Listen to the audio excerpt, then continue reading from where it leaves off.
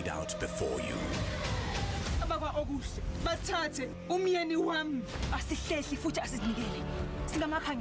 You have to fulfill it. A prophecy will challenge a young prince to fight for his life and his love. Ifalake. This is a game. Sonke sihlayela ukuphumelela. But idestiny ngeke izwe ngawe. Because in life ifana nama-dice. Sometimes you pop, sometimes you grab. But one thing we can always count on. Ivili liyajika.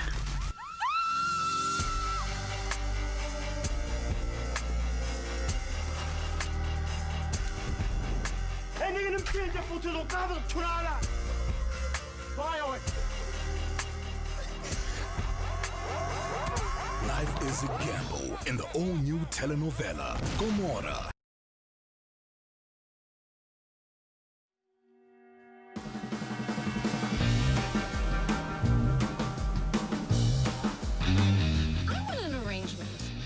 Go through such crap just to get a guy. The right car, apartment, yoga. You'd rather have a computer tell you who to date than a human. You know my Uncle Madhu, so he has a friend who has a nephew. Hello, auntie. Hello, auntie. Hello, auntie. Whiskey all round. Water with mine. Oh, you drink? No, uncle. My mother said that whiskey, honey, and ginger is good for my Pepper cough. spray on an Indian guy. Just makes him hungry. Dreams have a funny way of becoming real. And that's when you grab them. Never let them go. Is it difficult to serve? Look, if I can do it, you can.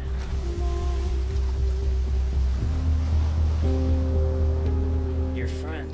Sunny, are you stalking me? Who are you?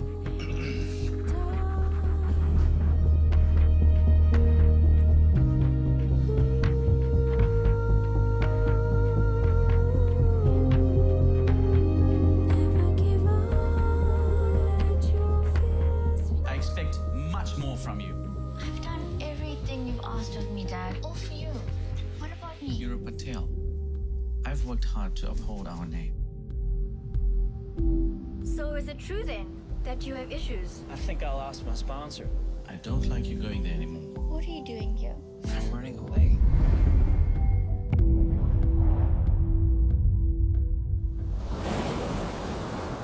Yes.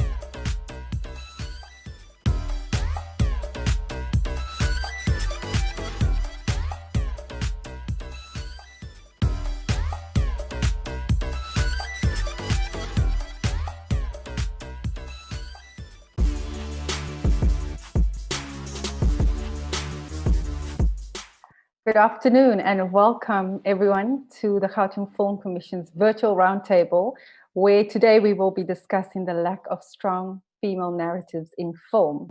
But let me introduce you to my esteemed panelists, fellow panelists. And up first, we have Lala Tuku. Lala is the MD and executive producer for Clive Morris Productions. She is a strong advocate for women in film and youth, and is the co-chairperson for the Africa Rising International Film Festival. She is the executive producer for Broken Vows on ETV and The Docket on SABC3. You can find Lala on social media at Lala Tuku. Hi, welcome Lala. Well, thank you so much. Good afternoon, everyone. Happy Women's Month to everyone. And a huge thank you to the GFC for hosting such important conversations. I'm looking really forward to it. Thank you. And next we have Mametse Tibedi. Mametse is part of the producing team at Stained Glass that launched Uzalo, the very popular telenovela. And she's the executive producer for the Mnet drama Eostella and co-creator and director for Mzansi Magic's pre-colonial drama Ifaleke. She is a storyteller and obsessed with the notion that Africans should be the custodians of their own stories. You can find her on Facebook at M. Mametse. Welcome, Mametse. Hi, everyone. Thanks, Jacinta. I'm very excited to be here. Looking forward to this talk. Thanks for inviting me. Thank you. Next, we have somebody who is so popular, Tussie. She is an actress and the leading lady for the international Netflix hit series Queen Sono. Pearl's acting credits include Quantico, The Scorpion King, Catching Feelings, to name a few. She's a model, radio personality, influencer, brand ambassador, and an entrepreneur. Pearl is a true testament of working hard and achieving your dreams. You can find her on social media at Pearl Tussie. Welcome, Pearl. Hi, thank you for the great intro. Thanks. All right, so we are missing one person. Unfortunately, Lulu is not able to be with us today, so we are going to take on this conversation. So to start things off, I want to just throw this to the ladies at the floor and say, how do we support stories with strong women narratives? I think that's good. And Paul, you're probably the best person to start this off, because if you look at the series Queen Sono, what a strong female character. So tell us about that journey. Wow, that journey was incredible. And to have been part of the genesis of that journey is an absolute honor, but it's also a testament to, you know, when you see that things are not really working out the way you want them to, or you want to see your particular journey in the arts go a particular way, you reach a stage in your career where you're like, I have to start creating this. I have to stop waiting for opportunities to come to me. And I think, though, when I hear of a lot of women, save for, you know, the ladies who created the other Netflix original, that was released right after Queen Sono. I'm trying to remember the name because my brain is Blood and Water, is it? Blood and Water. When you look at how women were so pivotal in making that happen, for me is really, really exciting, and how much support it got, not only in South Africa, but also worldwide. But when you ask me, like, how do we support stories with strong narratives specifically for women? I think as South Africans specifically, because I find that the rest of the African continent is very interested, maybe not specifically in powerful female narratives, but in their own narratives. You know, and South Africans, we have a very strong Western influence and aspiration. So there's that kind of pull is very strong. I feel sometimes that the type of power celebrity has here, or our stories have here, sometimes it doesn't equate to the same power that an American story will have. However, there is the idea that also we have a lot of different races, a lot of different cultures in South Africa, obviously. So there's a lot of things to consider. But I think by watching South African stories, regardless of who they come from at some stage, and especially when they have leading women, and we need to inspire women right now, especially women of color, it's very important that we just put our eyes there, increase the numbers, increase the amount of funding, and create a space where women are empowered enough in these spaces to feel like their stories are worth telling in the first place, because they know people want to hear those stories or want to see those stories. And I think that type of thing also starts from the very top by paying women equally, and then it always fizzles all the way down from the top. If it flows Absolutely. from the top, yeah. Yeah, so Lala, I don't know if you want to add to that. Absolutely. Thank you so much for that. And I think Pearl really hit the, nail there in terms of really starting to articulate some of the critical things, when she talks to funding, when she talks to being open to hearing the female narratives. My addition to that would be, if we look at our industry that's about, if we say maybe 100 years old, it really started at the backbone of what we know as, apartheid, a system that really oppressed Black people, but not only Black people, Black women. So what you see us suffering from is coming from a system that really wasn't open to us having our own voice. So what it is that we're fighting now is we're still actually coming out of that system. The NFVF did a very interesting study when they looked at the role that women play within our industry. And, this study, I think, they did it jointly with sisters working in film and television, which is SWIFT. And it really talked to the problematic areas that women still face in our industry, being that you do not find women in key decision-making areas. I'm so proud of all four of us on this panel who, are sitting in those areas and who are presenting, because representation is so important.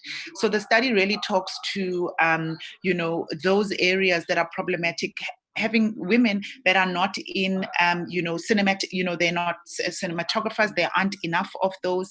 And even in our story room, we're not represented. So if we look at how do we support stories that have got a strong female lead, we've got to look at the full spectrum of the film industry.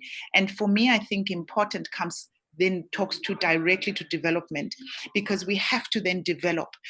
We have to develop those areas that we see that there are gaps. When I started in the industry, for example, what is the front of screen, correct? So you're told, the sentence that I heard was that you've got a pretty face, go act. But that's not really what I wanted to do. I wanted to direct. And I was told there aren't enough, there are no female directors, let alone, Black female directors. So your role, you go and act. And that's what we, are confronted with. But the more there's access, the more there's information, the more these talks happen, young women can see that actually I can go and head write a show, or I can go into cinematography, so that we're not found in those areas where it's makeup, where it's catering, those areas. So for me, when we talk support, just to open the conversation, is to say we probably would need to look at the entire value chain.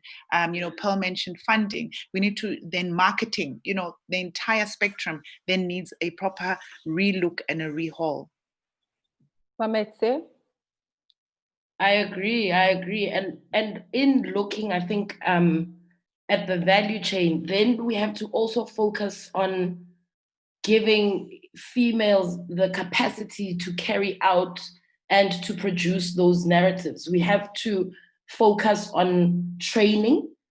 We have to focus on actual development of skill, because if we don't have well-rounded skills, then the transformation is not necessarily going to trickle all the way through. So it does have to be 3-tier. It has to be the training, and then it has to be us giving women the platform to gain the experience they need for them to be able to start producing their own content. So training, give experience, and also I think focus on spotting talent so that we can develop highly talented, highly skilled sort of labor force. Yeah. Well, I have to say, there's my thinking around that. You've all said exactly what I think is right. But my question is, who is green lighting?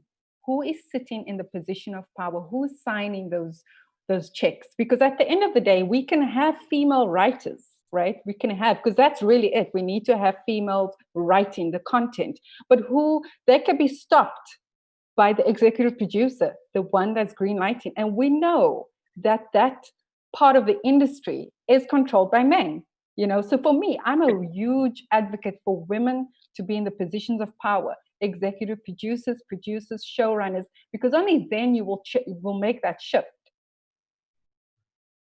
Absolutely, I agree with you. I think that, we need allies. We need to be, once we get into positions of power, we need to be allies to those that need to come through the ranks. But we also need to have, men need to be our allies where they hold power. The money holders need to be our allies in kicking the door open for us. I mean, I think in my personal experience, I have experienced a lot that if we have a man in the room that's with us, then we are more likely to kick the door open. But I think the difference is having a progressive man, somebody that is willing to really go out and say, let's open up, let's create space for women. Yeah, absolutely. I don't know. I completely agree with what Mamite is saying, but I also feel like women are their own worst enemies a lot of the time. And it's always easy, especially a Women's Month, to point a finger at men or white people. Well, white people at any time of the year, but you know what I mean. So, or let me rather say apartheid or the struggle, etc. So for me, I find like right now I'm trying to get into a space of learning how to be a producer or learning how to direct, because that was actually my initial interest when Queen Sona was created, right? But Kagiso, luckily being and being a feminist, and he's completely unaware of it, ended up creating the show. I was busy doing other things, and I'm trying to get more involved with the show as we speak. But I find that a lot of the time when women get to, we all know this, the puller down syndrome, it does exist. And I feel like if we find the right women, I don't want our destiny to be in someone else's hands as women. I don't want, it's important, but when we don't have allies, let's be each other's allies. And I find that when sometimes women get into certain positions in any industry, they become gatekeepers of some sort, because it's so great to be the first whomever or whatever in such and such ever. And then when that happens and that woman rises, I think there's a thing of, this is my throne or something. And allowing another woman to get to that type of place is difficult maybe. I don't know what the problem is, because I don't think I particularly have that problem. But I've spoken to Nosipo, for example. I've spoken to Kit. Unfortunately, with COVID, I'm unable to carry on visiting them on set. I'm making tea, I'm making coffee, I'm watching the monitor while they're directing, I'm giving that feedback, and that could have been happening a lot more, but unfortunately, sets are a lot more restricted. But I think as women, we need to say, hey, this is happening, come through. Like, we need to start opening, creating, and supporting opportunities that other women create as well. And I think for me, that's where the key truly lies, because as women, there's more of us, first of all, on this planet. Second of all, we can watch each other's things, we can create opportunities for ourselves, and we're definitely a lot smarter than man. That's scientific proof for that, apparently. So I think the sooner that we hold each other's hands is better. Scientific, like with mathematics, physics, all those things, women are smarter. So a lot of, like, men wouldn't have been on space. Men take all the credit for space. But now we know that a lot of women created the mathematical possibility for them to get to the moon. But that's not the story that gets told. Okay, the story's been told now with Janelle Monáe and them in that movie. But we need to create that story for today.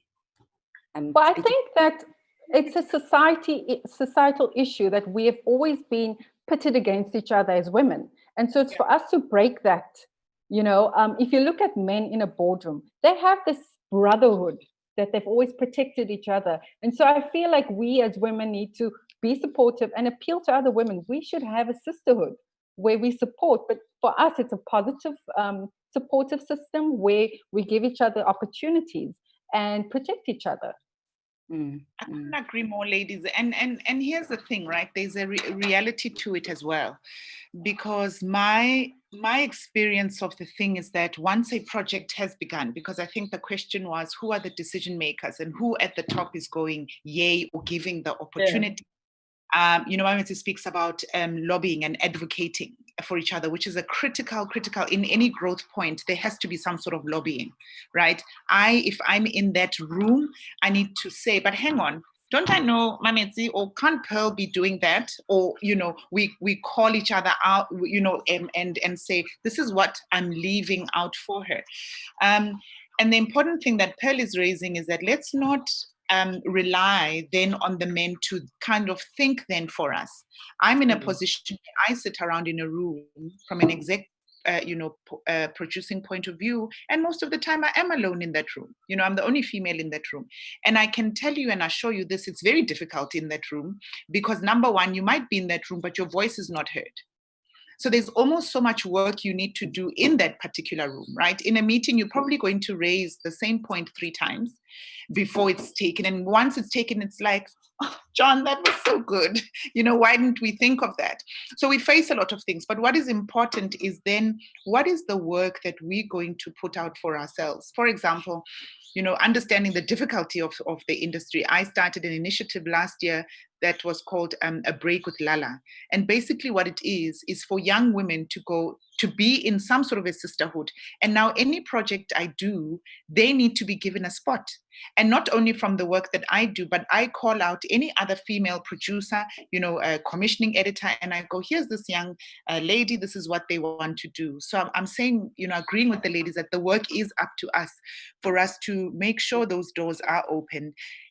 Create quotas for ourselves on our set. I ask all the time, so could we find the DOP or not? And of course, now it's a handful, so there's going to be no one is available, right? We can count our female DOPs with one hand.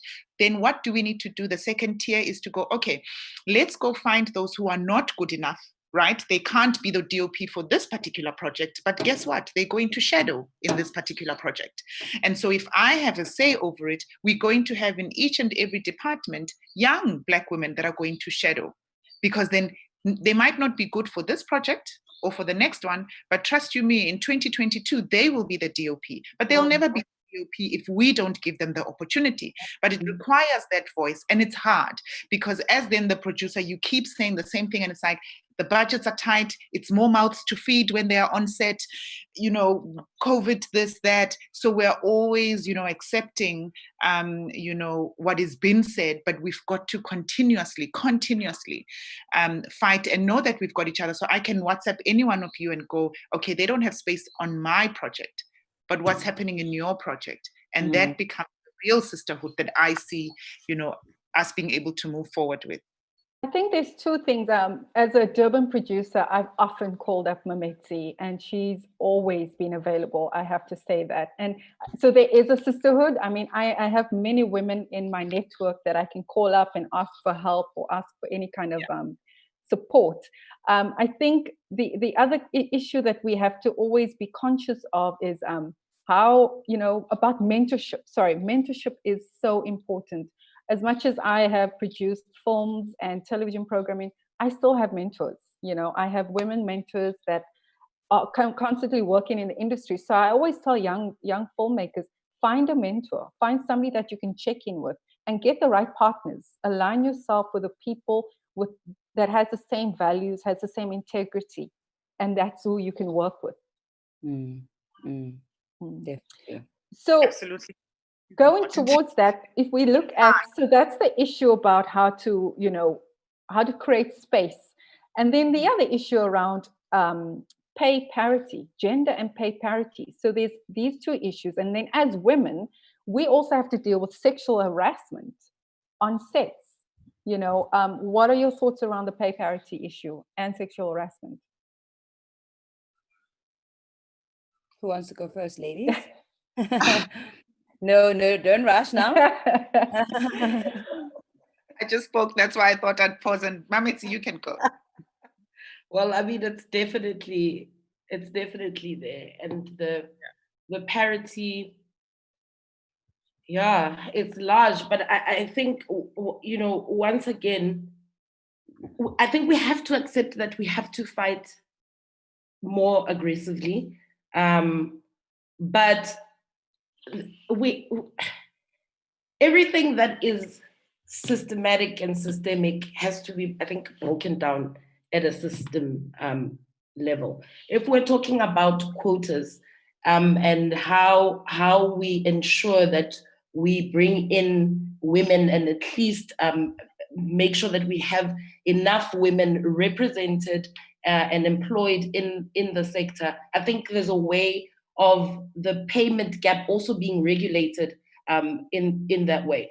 But it can't be done randomly without us being intentional about it. Yeah. Well, let me actually read some stats from a study that I picked up. It was conducted by Women in Film out in the US.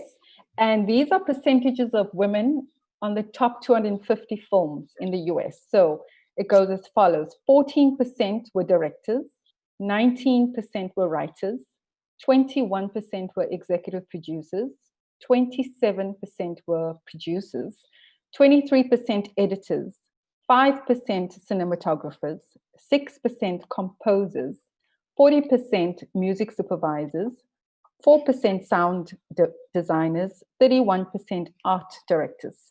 And if you look at the stats for leading ladies, it says in 2019, females accounted for 37% of major characters and 34% of all speaking characters.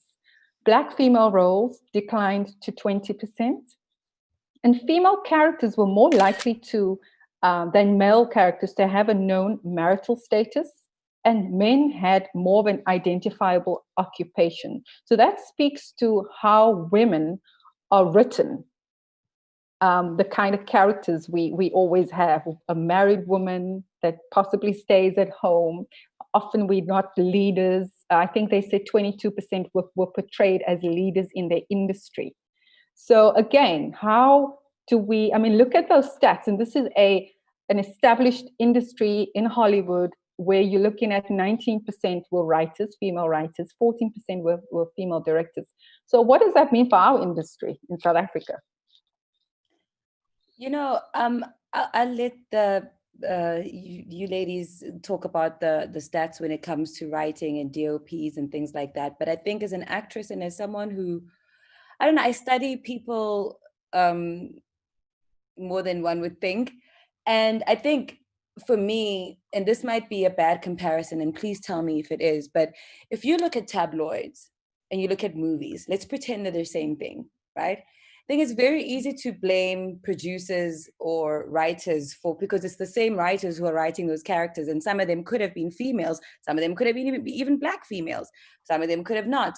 But the point I'm trying to make is that people know what people want to watch, right? Research is surely done, and if the team is good, and people want to see themselves, and most women are probably trying to see what other married women are dealing with. Most women are trying to see, most women are trying to see men. I don't know what it is, but I know when it comes to tabloids, they love reading bad news. That's why bad news is what sells. I mean, if they write all this great stuff like, oh, Pearl was standing in the sun today and she looked beautiful, no one cares about that. No one wants to buy that. What went wrong in Minnie's life or Charlize Theron's life? And I think that we should also kind of consider the fact that people want to see themselves reflected in the art that we create for them. And sometimes that's why you see what you see on screen. Or is it, is it the egg or is it the chicken first? And I think we've got to think of that. Why do we like writing women and make sure that we know what their marital status is? Is it because that's important to other women and that's what they want to see on screen? And there's a small amount of woke, feminists who don't want to see that because that's not what a woman amounts to. But for most women, that's how they've been indoctrinated to think. So is it the art that's supposed to change people's mind, or is it the art that's supposed to reflect what's happening in society? That is then the question for me that I kind of ask myself every now and again. And I think that's why Queen did well, but maybe not as well as we had all would have hoped, because Queen is not the typical woman you'll see on the street. So maybe she was harder to watch than maybe if it had been a soapy. Do you know what I mean? So I don't know. But, well, not that I don't know, but I'm trying to figure it out as well. There is information that I have, and there's probably information that I don't have. However, I know that women like seeing different parts of themselves. And with Queen, we created a character that we wanted to be completely different, especially in a South African context anyway, or in an African context. And to create her to be such and such, and in this way, there was a concerted effort on our side and the production team to make sure that we had Black professionals or Black head of departments. Whether or not they were up to the task was another story altogether, because I've decided, or I shared with the team, that we have to be the sacrificial lamb. We can't get everything we want, and we need to make a difference in our society, and if it compromises the show, quote unquote, then that's a compromise that has to be made, because we have to be the ones to make a difference, so that the next show and the next show 10 years from now has enough Black professionals in the film industry to make sure that we don't have this problem anymore. And I think if we do have more female writers, maybe things will be different. And why female writers are not being trusted as much as male writers, maybe it's a question of we need things to gradually transform. So initially, Black people and women weren't allowed to be on stage. This is back William Shakespeare time. And then, okay, now, men and women, I'm assuming, then at some stage, then that's how the blackface issue came about, because they had to act like Black people, but Black people wouldn't be allowed to be on stage. So things need time to transform. But the question is, for me, how do we accelerate the transformation? Well, I think there's two things, Paul. I think why you see women written in a typical way is because, one, you have men writing these characters. We've just heard that 19% of females were writers. So that's one issue. And then just in terms of with the training and development, as a producer, I always train young youth, who want to enter into the industry. And I can tell you, it is hard, it is expensive, and it's not an easy thing to do, but I do it. And that always closes the door for other producers who don't want the extras risky, to have people that are not that experienced on set. I mean, I had a few issues with insurance stuff. And the thing is, you need to be committed. And I don't know that we have enough committed people out there that are willing to do the training and the development. And possibly, like you said, you're taking a chance. It is a project, but at the same time, how do you shift that? How do you shift the change for inclusivity into the industry? So I just wanted to add that. Yeah, that change is very hard from my experience. So when we started Uzalo in Durban, Durban, the film industry in Durban was not developed 5 years ago. So we had to bring in qualified people from Joburg to come to Durban, but with the intention that once they are in Durban, that they spend the first year developing all the sort of lightly skilled people that we found in Durban that are industry people. Then once the people had been trained, we find that, okay, the training has happened. A year to train anybody is not enough, but like, obviously for our industry to transform, it needs accelerated growth. So there's some things that you will need to compromise on sometimes. Sometimes you're like, okay, so this girl was not a camera, needs to become a DOP, but she's only been a camera assistant for 1 year. How do we finance her training? How do we make it valuable so that she comes outside and she's actually an expert at what she does? And how do we do that with the budget that we have? How do we create accelerated growth? And I think our road was bumpy because we were doing it at a large scale. But like 6 years later, it is actually phenomenal to see. At the top tier of the organization, it's female-led, HODs, people, who are translating the story live. They have been developed through this process, and our women, we've got good stats, but I think it does take being extremely intentional and also being very committed to that. If you're not committed, if we don't commit to it and translate it practically, it just is not gonna happen. I think, Mametsi, you're one of the productions that really has shifted and created so many opportunities for people in Durban. And I've seen your commitment, and it shows, because now as a producer myself, I have crew. I can choose, people because of your Yeah. training. So thank you. And I think it's people like yourselves that we really need to commit to making the difference, even though it might cost us and be hard. It is about that commitment. Yeah. Absolutely. That's amazing. Congratulations, Mamethu. That's really great. Thanks. And I think the earlier conversation around the the pay gap remains one that females, I'm sure, in all sectors face. And I think, what we then have to look at, or what we continuously look at, is having the confidence to understand the market in which you obviously participate in. So even as you go for that role, you need to at least have a sense of, what is it that they are paying. We have a lot of people who want to be part of the shows. You offer them whatever it is in the budget. And it's sad because obviously when you're an exec producer, you get the rap of, you're holding on to the money or so forth and so on. So I think there's so much education that still needs to happen around budgeting of a property, because are we even writing for the right budget? Are we shooting for the right budget? So there's a lack of training. That's why I always go back to the development side of everything, because then an exec producer could say, okay, but you don't have the necessary skills, but we're going to upskill you, so this is the pay that we're going to offer you. So there are real challenges, and I think what we need to get to is a point of saying, how do we mitigate, or how do we work against this?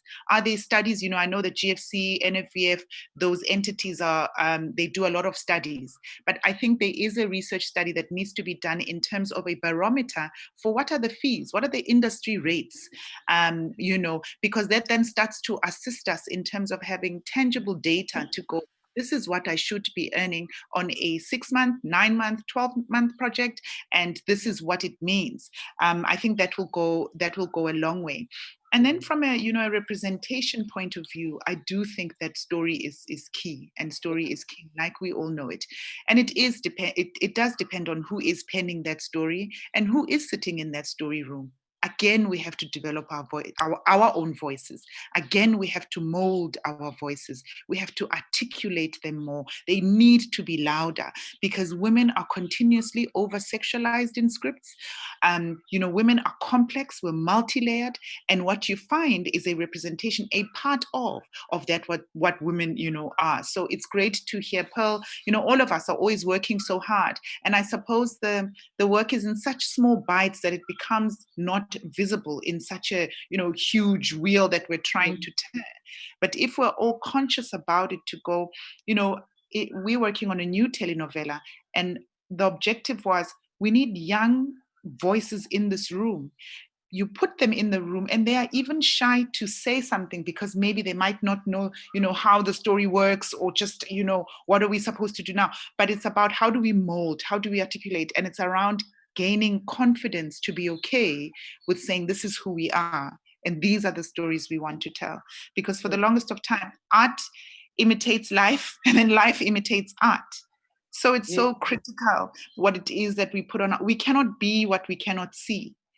So if our children don't get to see women or us themselves represented in a particular way, they cannot be that. So it's so critical for us to selfishly guard who we are, and boldly tell those stories. But again, we need an enabling environment. So if we don't have that environment, if we don't have those who are making the right decisions, whether be it in commissioning or so forth, I mean, we can see now, we must also admit the growth and the work that has happened. The mere fact that all of us can sit around the table and discuss, there has been some sort of growth within our industry. There's a sort of sisterhood we can see on our screens when we watch. There are, matriarchs on our televisions right now that are really strong, they're bold.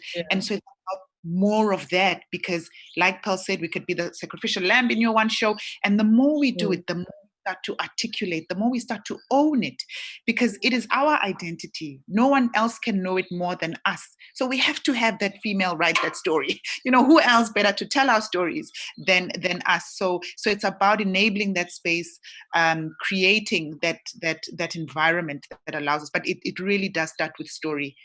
No one else can tell the story. Story is king. Yeah. So ladies, I just want to, we've got some great questions and comments. People just really enjoying everything you're saying. One of the things I see, it's speaking of pay parity, the thing is that paychecks are generally secret, so it is hard to prove that there is a parity. So that's exactly what you were speaking about, Lala. There is no transparency when it comes to paychecks. Absolutely. And for me, what I've seen really sad is young people coming in. So you say to them, obviously, you're also trying to save budget. So you're also looking at what does this person think they are worth, and then you work around it, right? But they come in and they really undersell themselves. And so even confidence plays such a big role. You know, we might have 25,000 Rand in the budget, and someone goes, you know, I can do it for like 12. You're like, okay, 10 it is then. You know, and that's really the reality of it, is that and I'm using myself as an example because I want it to be a tangible conversation, but you know, and oftentimes when they leave, and then I'll call them back to go, actually, you need to do your research. Find out what your peers are getting paid in that role. Make sure when you come to the table, you are fully informed so that you can be on the 20,000 Rand mark, you know. But to come in and you're saying you're at top. So there's those are the practical things where one has to be so educated. But of course, it's what you meet across the table that also determines what you will take away. But, you know, that homework also needs to come in. Yeah, but I also think there's a lack of confidence, you know, where as people of color, as a Black woman, when you go in and you get an offer for a job, because work is so scarce, you kind of go, oh, should I just go? Oh, no, let me be conservative. And I know I've done that too many times. Okay. But hello, I am now a grown woman and my fee is my fee. And I've had so much experience. So right now I go, if this is my fee, if you can afford it, great. If you can't, well done. There's somebody else that needs the experience.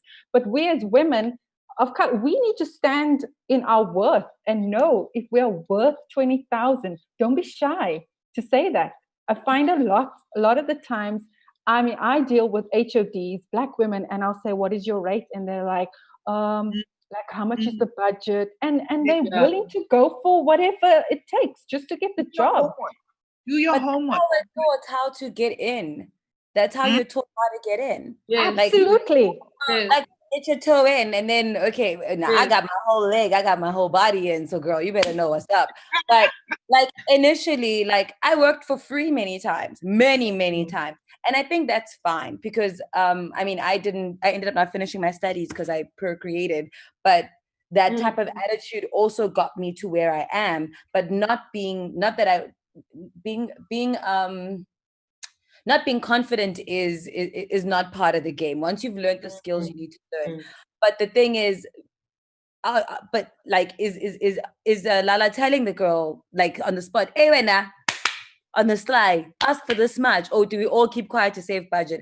I think we all know, let's put it out on the table, that one of my biggest gripes is our local broadcasters, no shade there, let me say, and how they treat that conversation and how they don't push forward. Like, it's one of the reasons I don't shoot like with local productions at the moment. It's kind of like a striker. I'm striking. It's my stand to say, you guys don't respect us. This is bullshit. And if this is not allowed, these words are not allowed, then let me know. I'm not corporate, so guys, please forgive me. But you know, this is my way of calling bull. And I feel like sometimes we're scared to call things out because we're afraid of being internally canceled, which has happened to me. And I've gotten to a point where I'm like, yeah, people are going to cancel you if they want to cancel you anyway. But we're not calling things out. And sometimes we're letting Abo, what is Usisi from the Queen?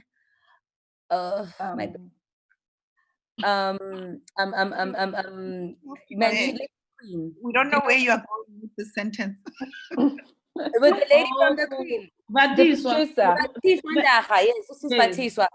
Yeah. 2 people called the production out. Now we're quiet. We don't know if she's working. We don't know what's happening to her. And we're all standing by and watching. Now, I don't know if she's on a set. Maybe it's still a secret. But we're all here having a conversation about women empowerment. Like, I've definitely spoken to production to be like, hey, can we put her on? Because this girl stood up for us. This woman stood up for us as artists, as a collective. And for me, like, if people in the highest of positions at DSTV or at SABC are not going to say, guys, we need to create sustainable change for artists so that there's more space for them, so that Somizi and Pearl Tussie are not doing 6 gigs at the same time just so they can support their entire families because of Black tax.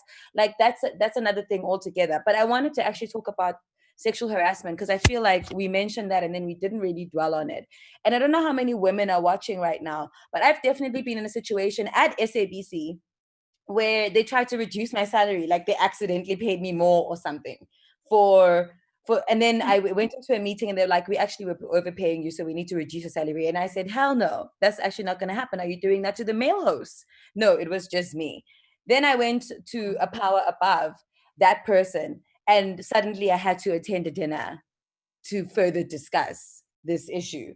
And luckily for me, through my career, I've had a very strong personality, so I haven't had any situations where those opportunities for those people actually became anything particularly with me. But I worry about every woman where that has actually gone all the way, where they did go to the dinner, to the house of the CEO or whomever.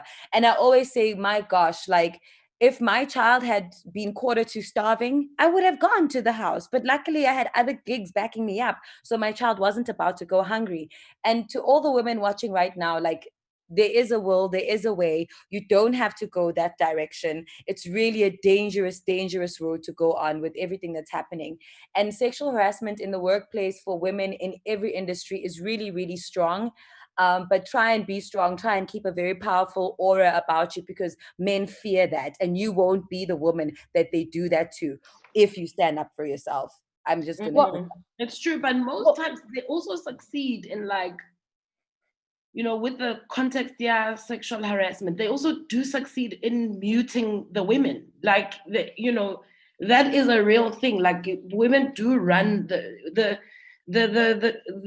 thing is not skewed in women's favor, not yet. I mean, obviously, the more women are in power, the less, like, we have a female-run organization, but we've had issues where we've had to fire somebody for harassment. So it's not to say it won't happen because females are at the helm, but the likelihood of it being recurring is not as high. And also, like, dealing with it decisively, and geez, like, protecting women, young women are so vulnerable. And I think the other issue is when women decide to speak out. So how many other women have not really spoken up because they get you know, this idea that they're troublemakers and they cause problems, and so, you know, they get a reputation and their careers possibly get you know, stopped. So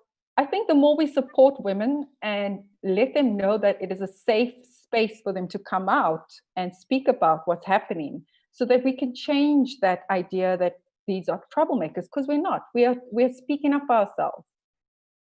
Yeah. I think, you know, this is again a societal issue, right?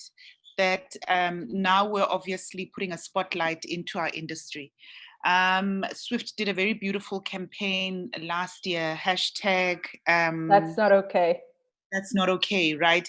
And reading that document and reading what it is that, you know, supported that campaign became so evident that there are so many women that are in these challenging, you know, problems. And my thing is that we can't fight an enemy we can't name, right? And we can't challenge a condition that we haven't spoken about.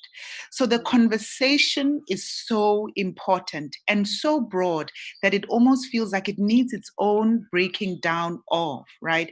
Because we need to understand, you know, sometimes when something happens to you, you can't even name it because you don't know, is this it or is this not it? You've seen worse as well. So you're not sure if your story is really worth sharing. Exactly. So I was fairly young. You know, I was in it. I was acting, and things started happening. And at that time, and that's why I say we cannot fight what we cannot name, because it didn't have a name.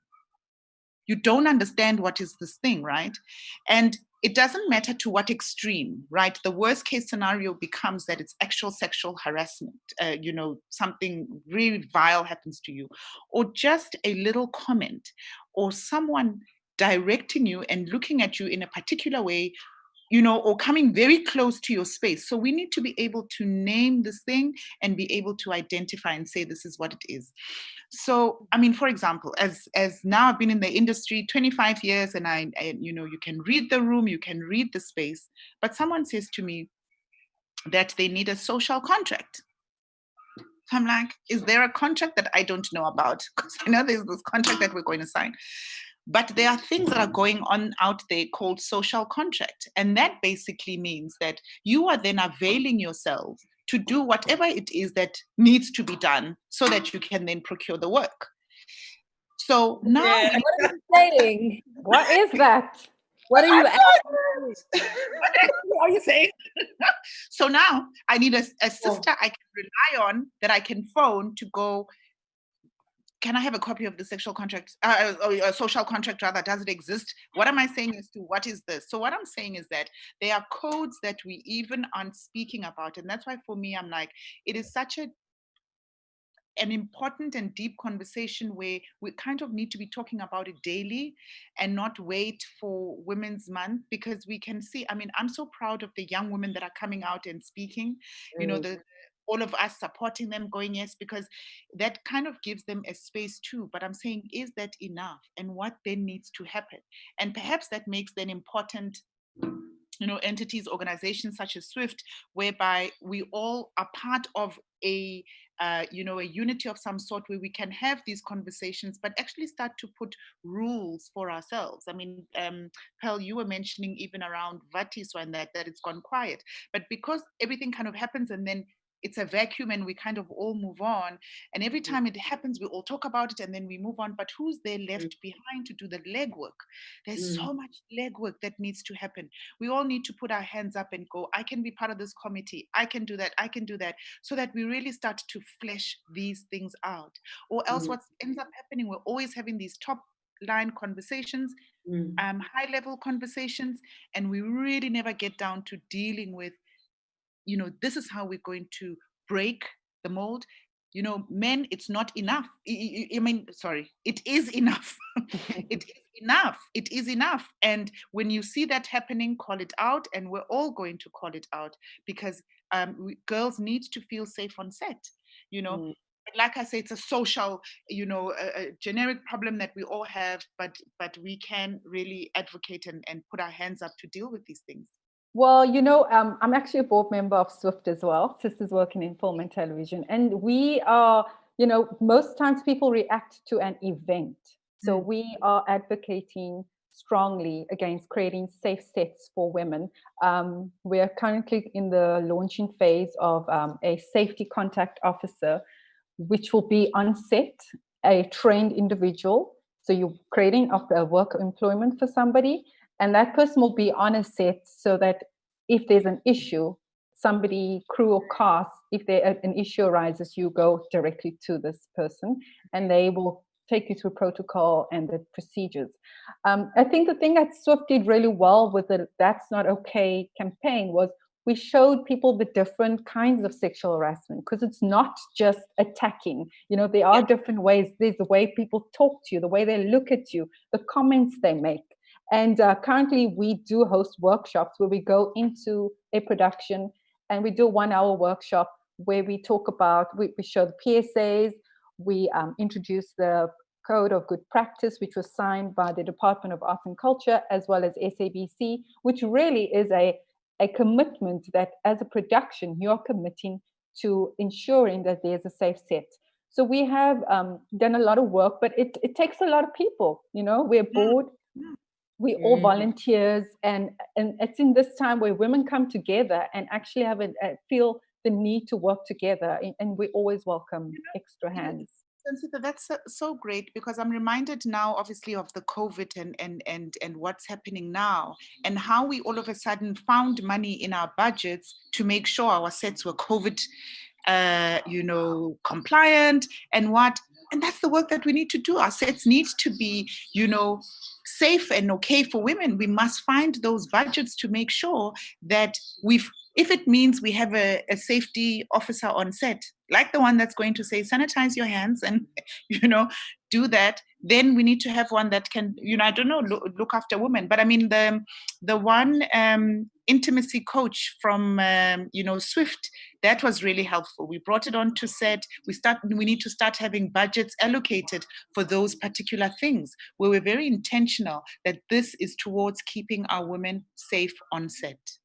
I think you're spot on. The fact that in COVID, we've all found budgets to manage that situation. Yet sexual harassment, we have the highest GBV violence in the world. Yet we can't find the money, the funding, the right resources to protect our women. And you spot on, Lala, saying thank you for that. Okay, go ahead. No, I was asking if there's any questions. I don't know. I think we're all spoken out. No, we're not. I mean, there's just so much activity. What's that? I didn't go to the dinner, so I never got my raise, but I left with my dignity. Don't worry, I also didn't. Well done. What I did keep was my dignity. Yes, I also didn't sign the social contract, so.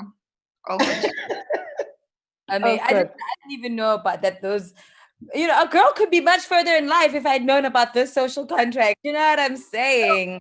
We are fine. We are fine. But guys, like for me, I think we need to really, like, I just want to reiterate, if there's any woman right now in a powerful position in film or television, in similar ways to us over here, call things out. Like, I wish I could share my salary. And if I found out that a man on whatever show is earning, like, there's a huge amount of disparity for whatever reason. Because the thing is, we have to do the same job, especially, I don't know about on camera, because that has a lot of variables involved. But for a producer, a DOP, a writer, like, it's the same writing regardless. Okay, you feel maybe you're worth more as a writer, but we still have to all be involved in the same story. There shouldn't be a huge amount of disparity there because there's a measurable amount of work that needs to be done. Whereas with an actor and actress, there's different kind of, you know, like the puzzle is very different when you put it together. But like, know what you're worth, fight for it. I definitely did for Queen Sono, especially even renegotiating the second season. Just fight, push as far as you can with the risk of losing the job to find out what's really, what is really their budget. Is Mamita really lying to me? Let me just check. Let me push with this budget and see how far she's willing to go. Or maybe it's not worth it. Go ahead.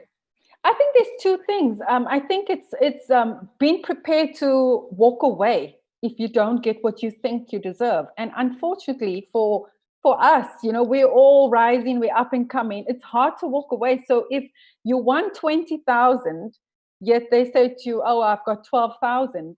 I mean, most of us have families, you know, we have black tax, we have all sorts of things going on. The industry, send the 12,000 and train somebody. Because then if you can't afford Jacinta with 20,000, you've only got 12,000, get Belinda, who is really ready for the opportunity. I think that's another way that when you feel like you're too experienced for a job, let it go so that someone who still learn can have that opportunity so that the industry does grow and open up. And I think that's where the key to open up the industry. I think what I'm trying to say, like, that's where I'm at right now in my career, but I don't think a lot of people have that, you know, that stability to be able to walk away and say, actually, no, I want my 20. So I think that to me is the issue. Lala? And Sheryl Sandberg said it so well in her book, Lean In, that, you know, men have the courage or the boldness to, you know, if there's two positions that are opened, rather there's one position that are open. Study shows that men, even though they have just but 60% of the qualifying criteria, they'll still go for the job. Whereas us as women, we wait until we get that 90% or 99.9. It also comes before a fall.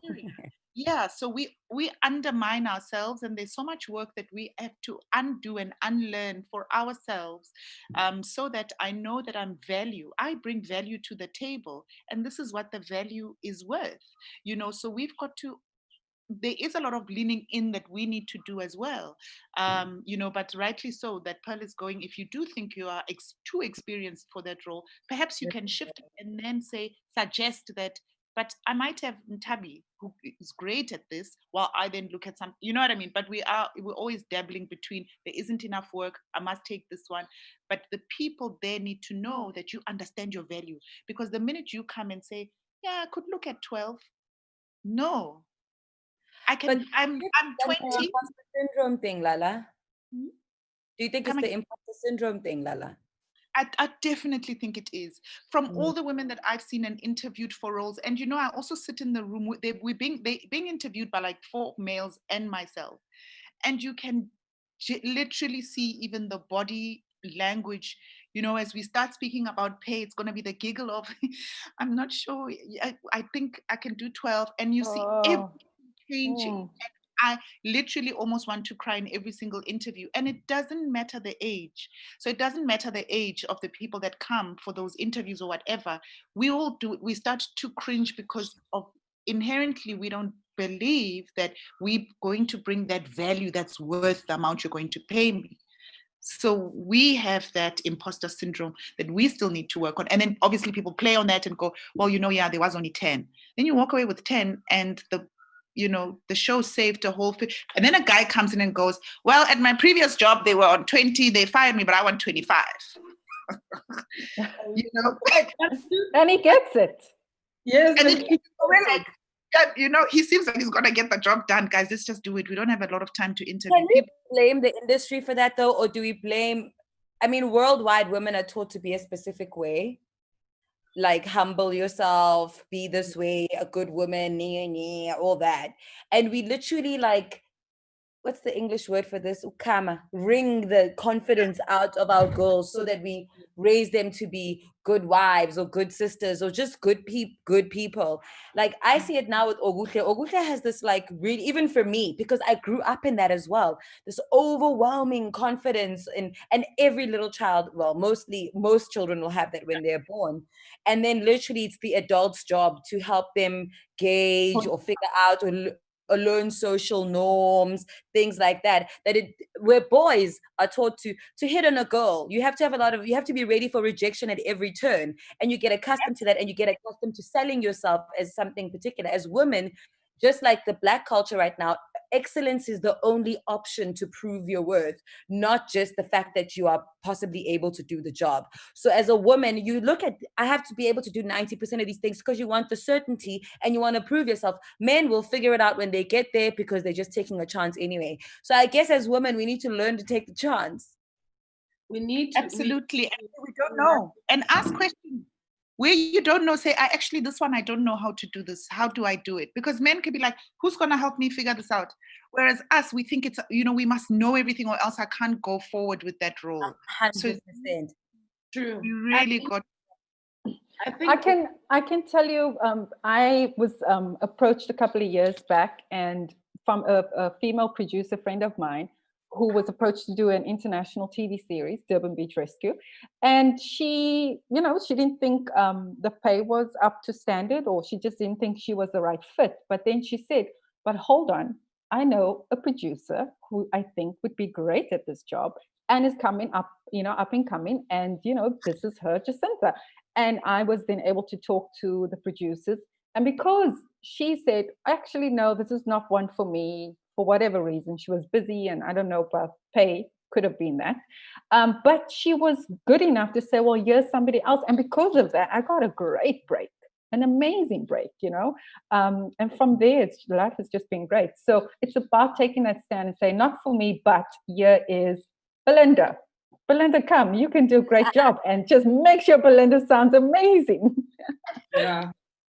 And pushing through, I think, because sometimes I think when you're asking for your worth as a woman, the resistance from both men and women is so big. And it's meant to intimidate you into submission. It happens all the time. That's why we walk into the room with, you already know you're gonna have to, your first point of conversation is a compromise instead of what you are actually worth. So we do have to be aggressively, I think bold, but also from the gatekeepers and the management and those that are making these offers. I think we have to condition ourselves not to prejudice women, so that they don't have to work so hard to get their worth. I think eventually we have to, to honor honor the gift that is coming, or to honor the skill that is coming, and not want it to work so hard to prove its worth, and then still want to cut its pay, So yeah, I think both ways, I think. But certainly you can't be in charge of somebody else's, how people respond to you. So you have to be strong enough to require the respect and your earnings. But there's the other point about when you stand in your worth and you really just say, this is what I'm worth. I often find that I am seen as aggressive and as just aggressive as a woman. And it's not about being aggressive, like for me, it's like I believe in who I am. But it's so often that men, they like to put you in this box, like you're this aggressive, loud person. Have you had that experience? Because I certainly have. A diva is a female version of a hustler. Of a hustler. Obviously, they're not going to be comfortable because their mothers taught them that they must get a wife like this. The sister was washing the dishes in the house. They're uncomfortable. And we need to blame also the people who maybe not blame, but understand that the people who raised them to understand life and women in this particular way.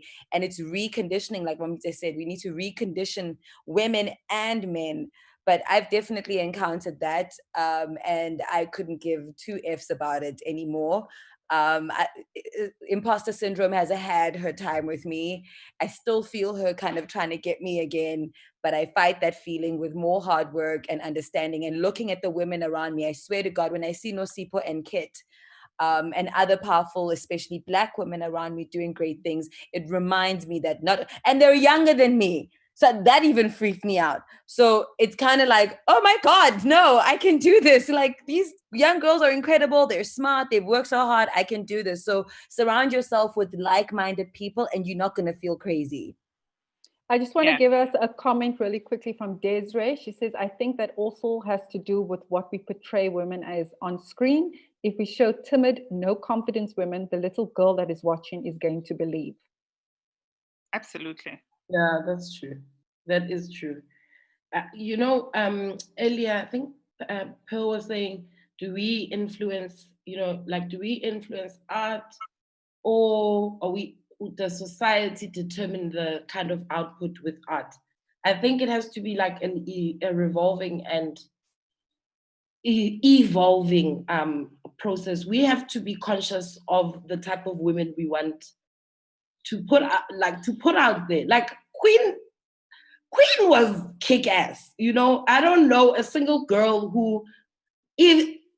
woman who loves the show who's not inspired by the fearlessness of that character. And I think that, like, the time of considering whether it's widely popular or not to represent women that are that is kind of coming to an end. I mean, even if I look at our TV landscape now and the female leads that are on the major soapies, they're fierce.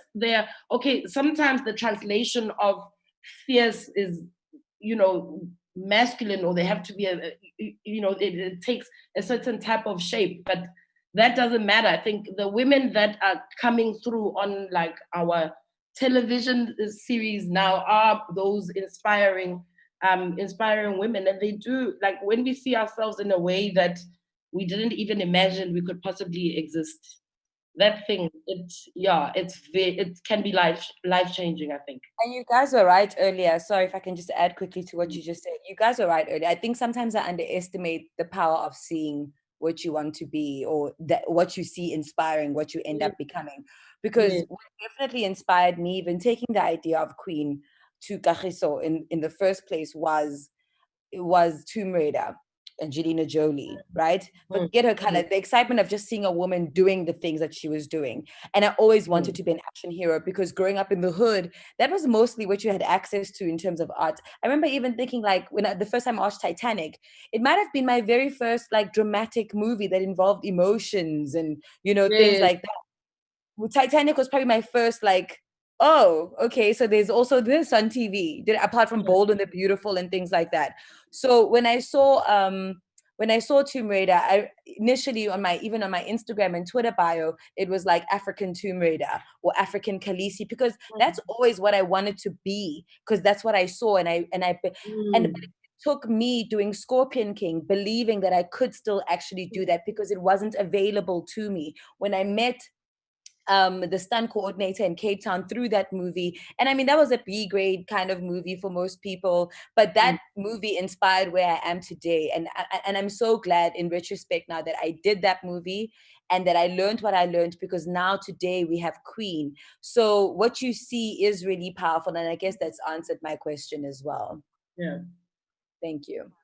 Sorry, Lala. I know, for me to see this kick-ass woman with this beautiful big hair, brown skin, kicking ass. When I saw that, I was like, oh my God, this is just life, right? This is awesome. We sold it locally first. We shopped it around. My mates might have even gotten a young brief on her table. I don't know. But maybe you, Lala, I'm playing.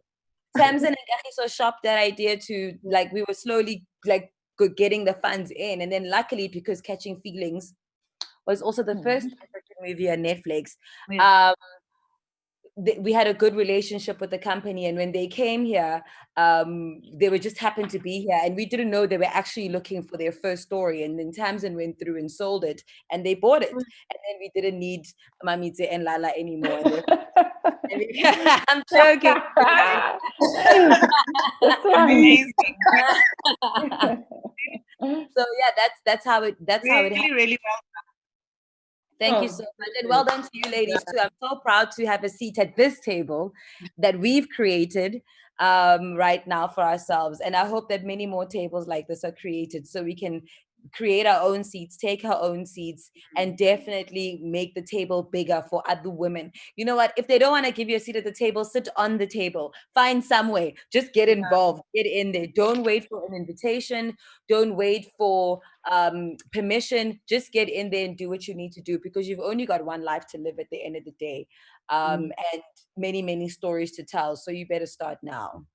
Yeah. Okay, guys, just to remind you, we are streaming on YouTube and Facebook. And if you're on YouTube, click the reminder for all the next sessions and keep sending in your questions. We have had so much love on YouTube, you guys. I mean, it's just so much beautiful comments, just saying what a great chat this is and how inspiring everyone is on this show today. So I want to, for me, it's about the practical tools that we can give women. So if you can, each one of you, give me 1, 2, or even 3, something practical for women. How do we shift this conversation? How do we empower women? And how do we create space for women? Wow, that's a big one. I'll give one that I also, for my own self, as I'm in the space navigating the very difficult and challenging space, that I try and do for myself is try and show up for myself. And that means that I go to spaces very well prepared. And that for me, I found that it works, because I could be the only one around that table that is, Black, that is female. But if I have the information, guess what? It allows them to pay attention and to turn their head, my way. So it's showing up. Show up for yourself holistically. Say yes to yourself. Believe that you've got what it takes to get there, but you need to do the work. So for me, the responsibility is mine in the industry that I have chosen, with whatever challenges it's going to come with. As I navigate, I really, really take it upon myself. So I think the main one would be to show up for myself. Show up for yourself. I'm definitely going to use that. It's almost like you were sent here to speak to me. I can't explain how important that was for me to hear, like right now, today, at this moment. Yeah. That's amazing.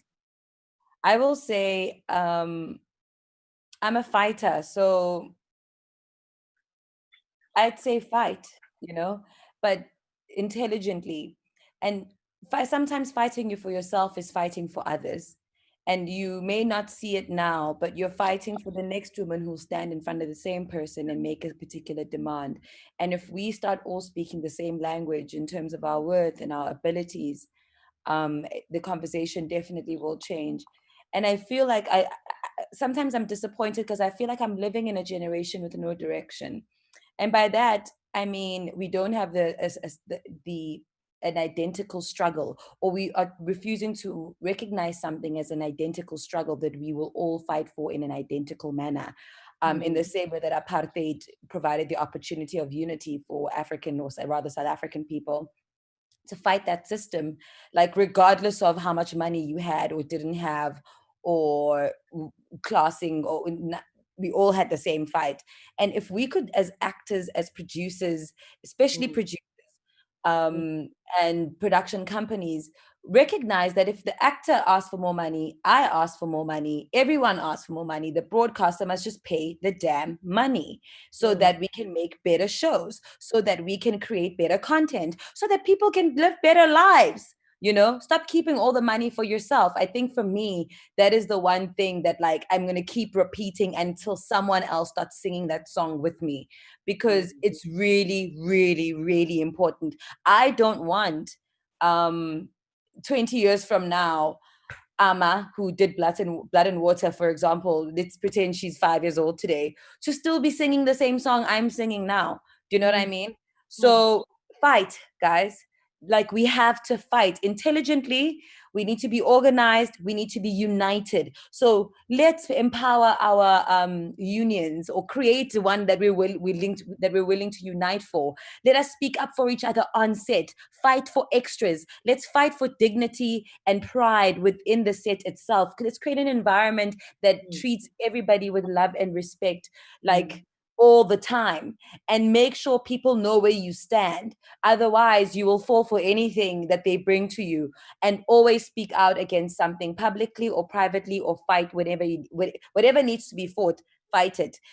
Like, no cause is lost if there's but one fool to fight for it, and you might just be that fool. So go out there and fight for a better future for all artists and women, whatever it is you want to fight for. Yeah, love that. Amazing.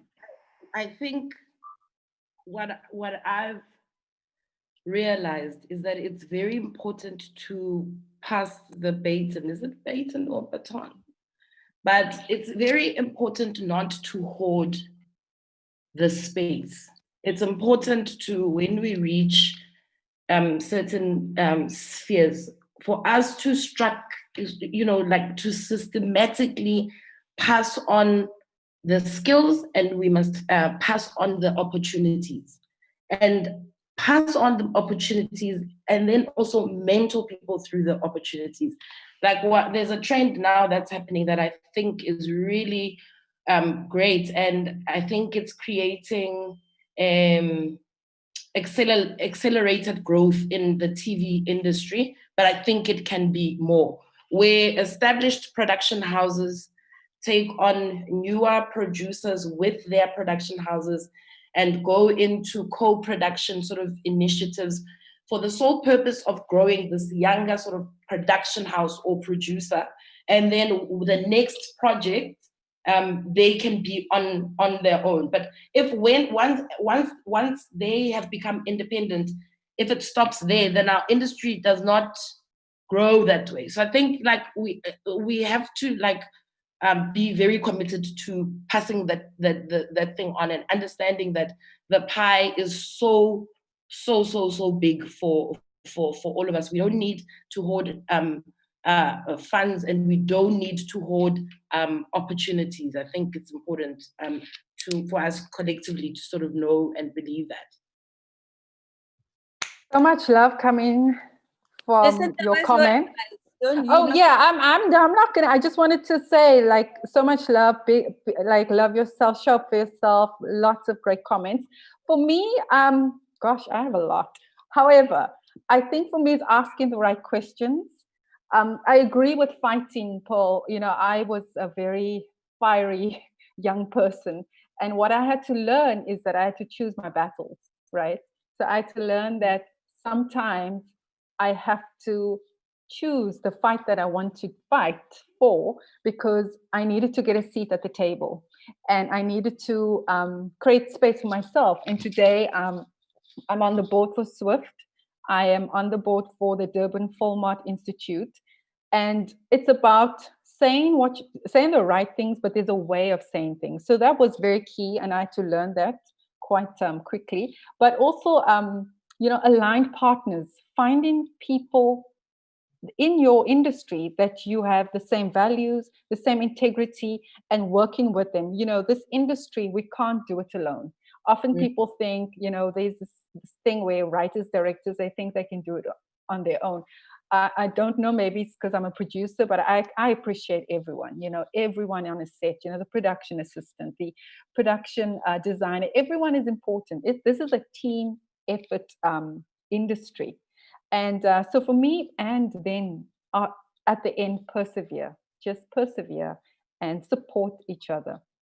That's my little bit. But so much love. It's someone on the YouTube says we don't need to hoard opportunities and funds. There is more for everyone. So they're agreeing with Mametse, who says this pie is so much bigger and we should share. Right. Believe in Black, hashtag, guys, make a campaign for yourselves. I'm giving this hashtag away. Believe in Black, believe in Black. Let's go. Believe in Black. I like that. Okay, another so one I would have added, but it's not kosher for the situation. So I have one last thing I wanted to bring up about, and it's how do we decolonize the sector for women? So we talk about decolonizing.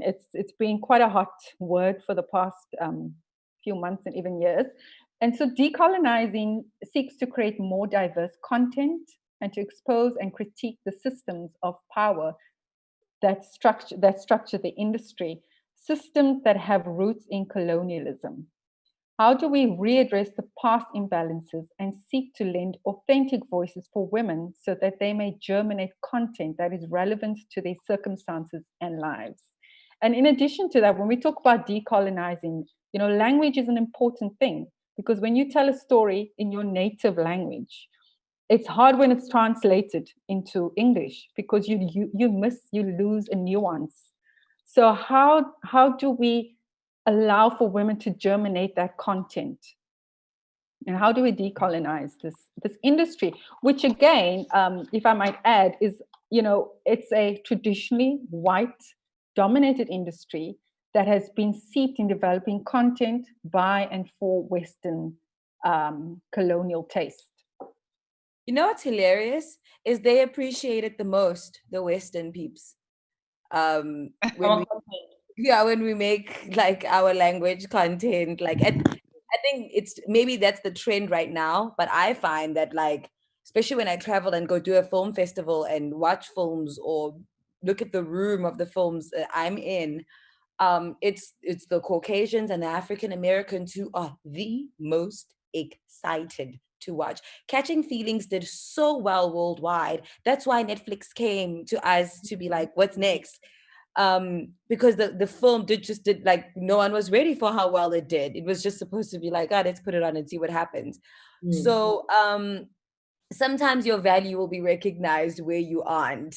You know what I mean? Sometimes at home is where they won't see it because it's normal maybe for them. What's it called?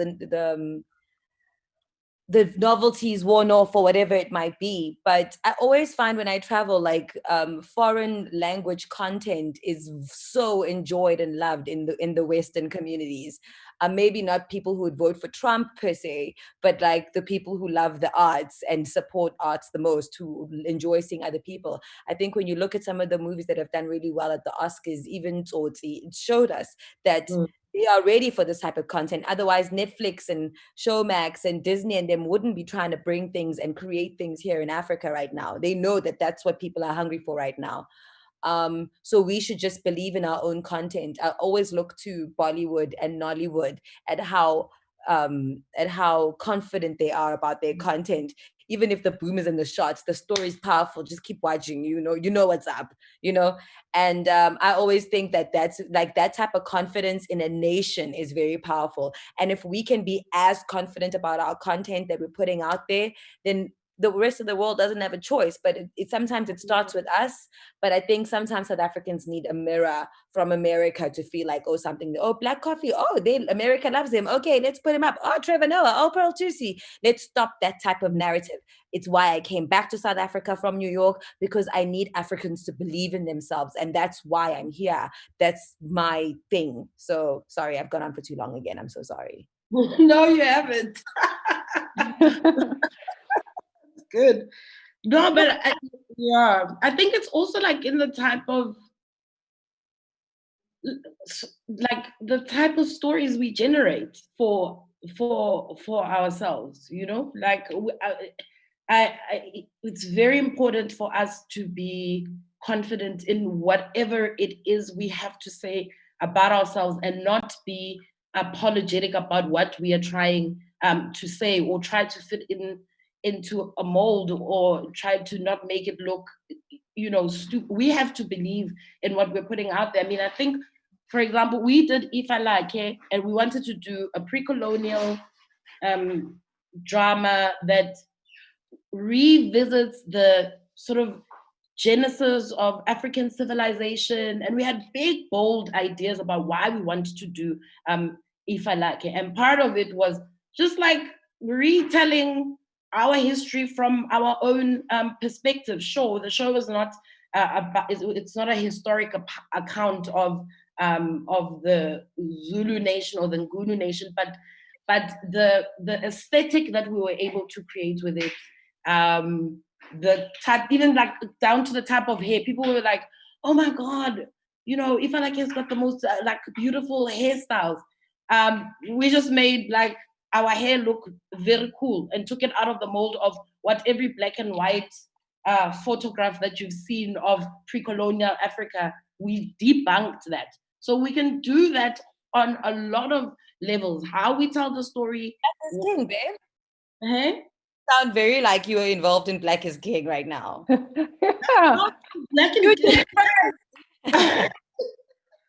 No, Black is yes, Black is, and now we have Black is King. But If I Like It was on a when was it on a last year. But I like the fact that quickly after that we have another show that is doing that, and that needs to happen more and more. It shouldn't be the exception to the rule. I think it should, like, we should become like struggle stories where we even get tired of it because we've seen it.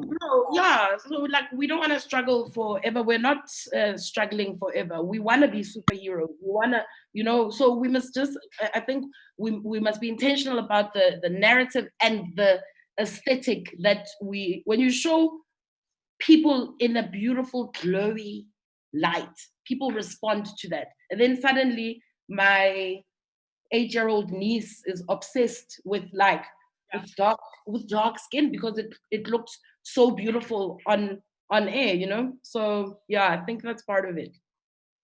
And I think it's an important one, I suppose, as we move towards the closure, talking about, decolonizing and deconstructing. And I mean, we know that films or, the content that we produce, like any form of art, really serve as an important role in society, whether it's for educating, whether it's for reflection or social cohesion. But it's really the heartbeat of identity, you know what I mean? And so our art form really allows us to curate our culture. And when we talk about, other people appreciating what it is that we put out, is because they can see. And they are in love with this diversity that we've got.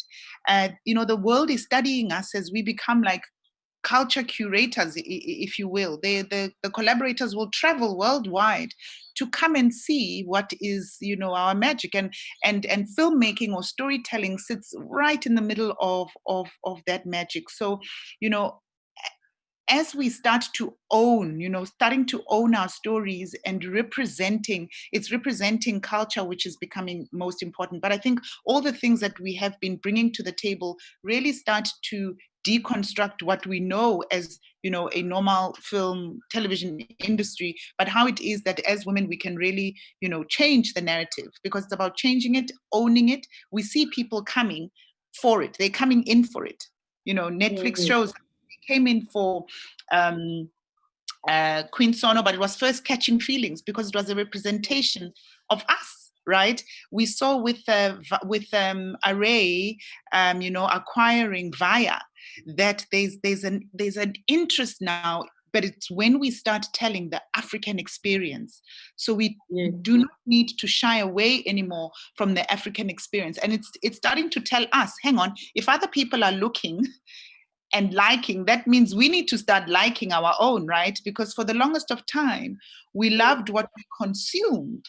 So I remember growing up, when we used to clean with my sister, we used to listen to Brandy, and, you know, all sorts of people would consume so much of their content, their fashion, their music, their films, that we wanted to be like them. And so what starts being critical at this point in time is we need to create such, you know, content that depicts and displays our culture so intensely that people, you know, our own children firstly can love and buy into it. But we can see internationally, the world is already, you know, wanting more of this very diverse, you know, culture identity that we have to offer. I think for me, it's because for once, the storytelling, it's from our people, and it's real and it's authentic. And when it comes from that space, it just shows.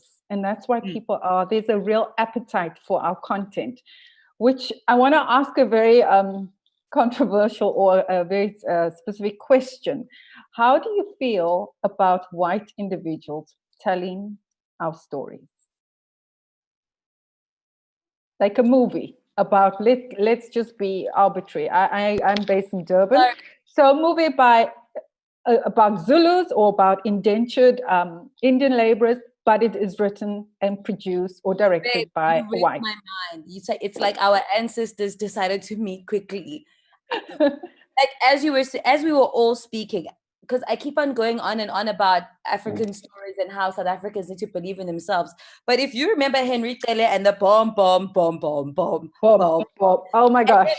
Before you started speaking out, because that for me brought 2 points. The first point being, is it really fair for me to say, because I question everything I say as well. So that's why I'm always open for someone to criticize me in a healthy manner. So first, I was like, it's actually very unfair, because that was a very iconic piece of work. If you think of Rebecca Malope, maybe it's for the people who are like really genuine about, you know, being who they are and really resonate with people. Maybe it's that. But when I think of that, but then as soon as I thought of it, I said, how come all the credits, like important credits, were just, it was white people mainly who told that story behind the scenes.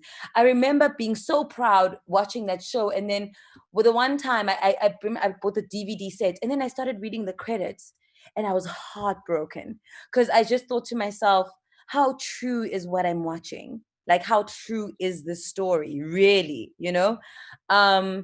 Yeah, so sorry, I just wanted to make a big deal about the fact that it's like you read my mind, because that's exactly what I was asking myself when you asked the question. So sorry, Lala and Mamite, you guys can. You're so cute, Paul. So what are you saying? You think that we should be telling our stories? 100%. And you know, let me speak for Netflix and say, you know, we have Dorothy now, who's Kenyan and is overseeing like content in Africa. And before that, there was a gentleman called Felipe, and there's also Kirsty, who's English, and Brit, who's African American. So there's a lot of diversity at Netflix. And it was so, like, I've never felt, and no shade, no, actually, I'm shading DSTV and SABC. I've never felt so empowered and like I can negotiate and so heard on a set. I'm actually gonna like start crying. Wow. Wow. I've never felt so important. I've never felt so cared for.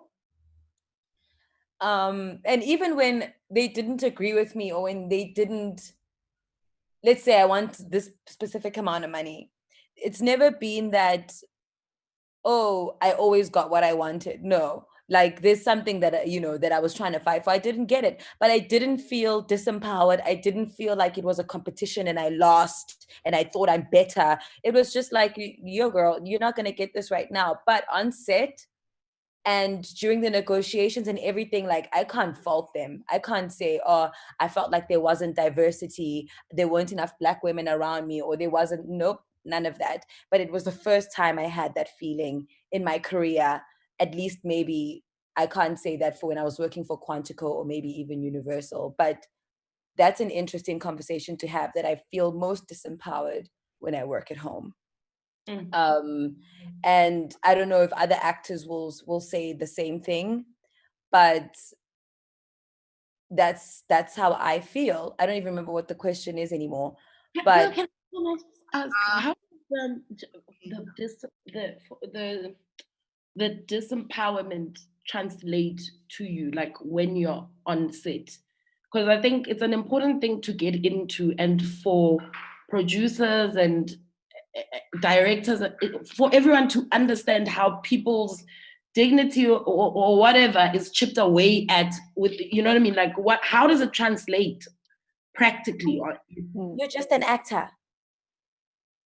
You're just an actor. Stop telling me how to write. You're just an actor. No. You're just an actor. That thing, you're just an actor. It's very, very hurtful because you don't know what my aspirations are. Here's Lala, started out acting. Look where she actually wanted to be. You know what I mean? But she was told and boxed of where she actually should be by other people. One. Yeah. Two, Yeah. that you're just an actor thing translates to other things. So when you get on set, like, our energy isn't considered. Like, hey, let's plan the day for the actors to be able to sustain. Let's look at the scenes and how, okay, let's look and let's communicate. Communication. Not like we're paying this actor next to nothing, but we're paying them. They're supposed to be here 9 to 5 anyway, if we felt like it. So they must do that. Not thinking, hey, if you actually considered the actors' capabilities or how much more money they can make if you guys scheduled things in a way that is going to be comfortable for not just the actor, but obviously for everyone as well. We understand that things aren't as easy as maybe sometimes actors see them, but that all boils down back to communication. The threat of losing your job at any given notice, at any given moment. Like, you should be only but so lucky. At Netflix, I was always reminded how lucky they were that that I even considered. I couldn't believe it. Like, are they okay? Like the fact that I chose to work there, they reminded me how, to this day, the boss of the bosses reminds me how blessed they are that I chose to work on Queen Sono. Like I had like any other option was available when I was part of creating it. Do you know what I mean? So making someone feel like, I don't want to say treat us like children, but it almost feels like that. Maybe they see that there are issues with Black women specifically, or women in general, in terms of their confidence on set. But it's almost like how I treat Obuhle and Tando, reminding them how beautiful they are, reminding them how valued they are in the household. Just a constant reminder of how, and trust me, I do everything I possibly can to reciprocate that back to them, because this feelings for me is so special. So little things like that, just communicating the story, maybe hearing my opinion, wardrobe, just making me feel like, and that type of attitude towards me on an offset contributed so much to my performance. Like, people can say what they want about me and my talent or lack thereof. I find that conversation to be very fair. However, if it's the first role that someone would come and say to me, Pearl could have done better, I'm like, yeah, I actually couldn't have, because I gave my everything to that, because under the circumstances of shooting at 3:00 in the morning, or this went wrong or whatever, or my energy went down because I waited 5 hours after lunch to do my fight scene, all that, I was willing to go the extra mile because I knew that my work was valued. And locally, except maybe with Bomb at Zone 14, at Isitingo, I never had this feeling that I have right now. At Isitingo, I would go as far as say I was made to feel uncomfortable, not even by the producers, but by the other actors, because this model came here and she thinks she's better, or she's beautiful, or she's light skinned. Like, that's the attitude I constantly have to deal with. But at Queen, like, I felt empowered, I felt heard, to an extent where even when they disagreed with me, that made me feel like they thought I was on par with whatever it is that they were doing as well. But yet they are the multinational media giant that is able to look at the world and see something of great value that they need to invest in. I don't feel that in South Africa. Wow. And if it's an actor who feels differently, please can they stand? But if Batiswa and the other actors who have left unceremoniously on shows like Isidingo and The Queen, some that are Black produced, some that are obviously white produced, the money always ends up coming from a white power. DSTV is not even South African owned. But anyway, the issue is, like, let's look up and look at who's making us look at each other and treat each other the way that we do, and find ways to improve on that, or start with what you see in the mirror or who you see in the mirror and how you treat people going forward. But that is full stop. Wow, I just have a comment here. It says the attitude of hierarchy on a South African set is what starts creating tension and people being treated poorly. No one ever talks about how small extras are made to feel. And I fought for extras on that set. Like if I saw an old man cold, like even that thing of them having their own place to eat. Okay, fine, because there's lots of us. But then their food, or they have nowhere to sit, or it's freezing cold at 2:00 in the morning. Why is someone's father being treated this way? And then it was a white AD. And I said, if it was your uncle who's an extra here today, is that how he would be getting treated? So I challenge things like, and at the risk of looking like an idiot or a crazy person who's not measured, we know, like I know how people treat me specifically because I'm not afraid to say things, and they hate that. And so, like, say something, especially because when you're number one, unless you're at the Queen, I guess, or somewhere else, they can get rid of you. But if you have a proper contract, proper agent, and a proper employer, they can't just kick you out because you're problematic to deal with on set, because you call things out. And that's important to have on a set. Yeah. I guess it's important to reevaluate this sort of draconian style of dealing with people, because it's also, I think it's a culture that we inherited in the South African film industry is not that old, but we have inherited a way of a separatist way of managing the productions, and also I think making hierarchy the point of how to manage a good production, as opposed to a more sort of cohesive, I think, environment. And I don't know. I think it's something that should be reviewed and yeah, it should be reviewed. My sister's an actress, and like everything that you've said, she feels. And I think, like, you know, but it's not just actors who feel that way. Meaning that the entire system of how people are treated, like Jacinta just brought up extras. It means that there is a flaw in how we treat and we manage people in the industry, and we really, and talent, and we should really look at that. I think, yeah. I helped producer Ransom once on set. Like, I really have risked my career to try and change little things. Like I held, and it was a local producer trying to pull local stunts on an international set. And they came to me, they needed to shoot a scene, someone had gotten sick. And I said, well, this scene wasn't on my schedule, and I don't know the lines because this was for next week. And so therefore, et cetera, et cetera. So I said to her, like, I have a condition if you want me to do this. And then when she came back, I said, listen here, girl, if you are really serious about this, you will make sure that an extra is never cold in front of my eyes or to my knowledge ever again. You will never risk their lives and make them eat outside in town with security that has no actual like guns or any way to protect them. You will not treat people like this. And if I even see that, I'm walking off set, I have a witness, we have a verbal agreement. If I see people being treated like that on the set, because at the end of the day, it won't be like, oh, on that, it'll be Pearl Tussie's show. She watched people being treated like this and said nothing and did nothing as well.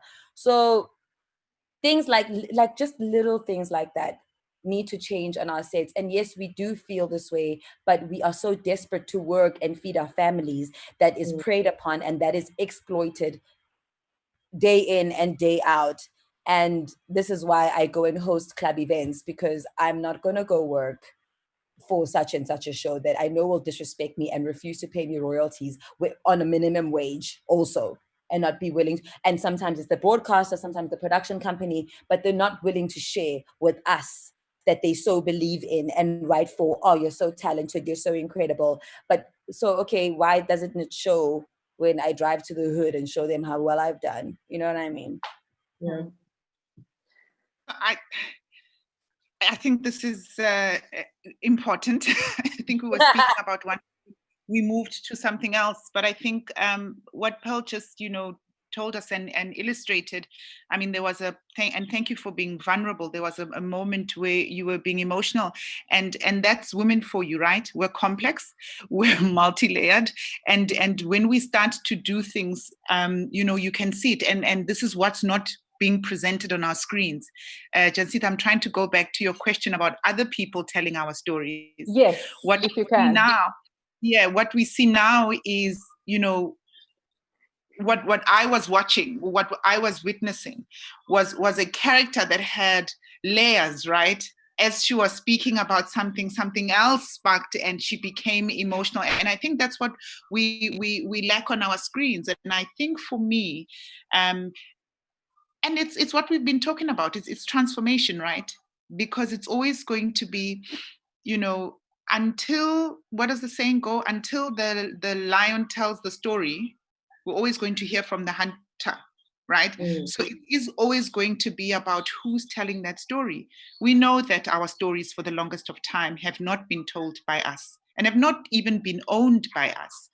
But this is the time, right? And it's so rewarding to see more women-centered stories being told. Absolutely rewarding. And the women are at the we're starting to tell compelling narratives, because I think for me it's about that. It's about telling authentic, compelling narratives. So it is important, the question that you posed in terms of how do we feel when, or is it right? What was the question? Well, it's how do we feel and is it right? But then I have a counter argument. So what is? So if we say we're not comfortable with you telling our story because you're white and we have our own story, yet we're not telling our stories, should we? I'm just posing it, right? This is the question. But why our stories have been told, it talks squarely to the makeup of our industry, right?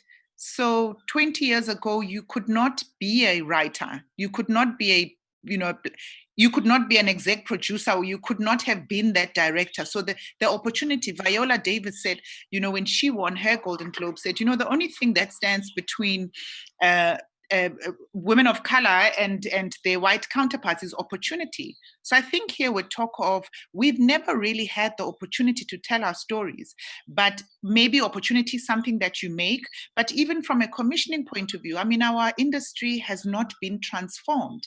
It is only 100 years old, right? But the PwC, media outlook study that I read said that as much as it's the fastest growing film industry in the world. South Africa is the fastest growing film industry in the world. From a transformation point of view, it lags behind. So, and that's why you have, organizations such as the NFVF, where they have where they ring fence funds for female filmmakers or animation or youth, because those are areas that need focus. The SABC, our broadcasters need to be intentional about who are they giving the work. And I know some of them do work and all of them have various mandates. Mametsi was mentioning earlier that there are now production companies who have been given by broadcasters what you call a supervising producer role. We've had to do it where we incubate a young production company, and for their 13 episodes, we see them through, right? So it's all of that work that has to holistically take place for the ship to turn. Those with money, those with bigger budgets, those who saw the opportunity told our stories. But we have to say, we're here now, we have to be part of the transformation, we want to tell our stories, but it's about us being intentional and going for it. So those people will always tell our stories. I agree. My opinion is that we should tell our own stories. I don't believe other people should be telling our stories because it will become inauthentic. And that's why there's a spotlight on our content, because now we have our own voices coming through. So I agree with you, ladies. I do. And the thing is, I think when you see it in real time, though, because I went to go see Black Panther with my son, and it was a very moving experience. It doesn't matter the merits of the narrative or whatever, just the experience of seeing something so large scale and just like beautiful Black folk superheroes wire on the screen was kind of shape-shifting for him. And then when we look at the like I was saying, like Queen Son, or even like If I Like the shows that we've made, them knowing who produced my family, the children in my family, them knowing who wrote the shows, who produced the shows, who directed the shows, who shot the shows, and then the show looks like this. Whoa! It's like life. It's absolutely life-changing for children to know that. That's why it's important for us to tell our own stories. It's actually transformative. You know, little like that make a big difference with kids. Like, yeah. Your mom is not a queen. My mom is Queen Sono. Like, what do you mean, bro? Like, what do you mean? Like, that makes a big difference. Like, Tando is like, oh my gosh, like, come in and Gabrielle Union, like, know who you are, girl. What's up?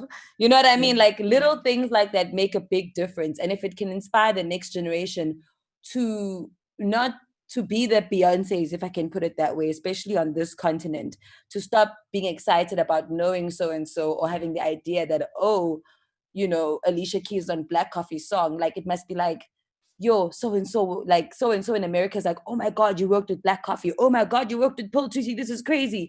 Like, I live for the day. Like, I wish to just see the day, even if it's not me.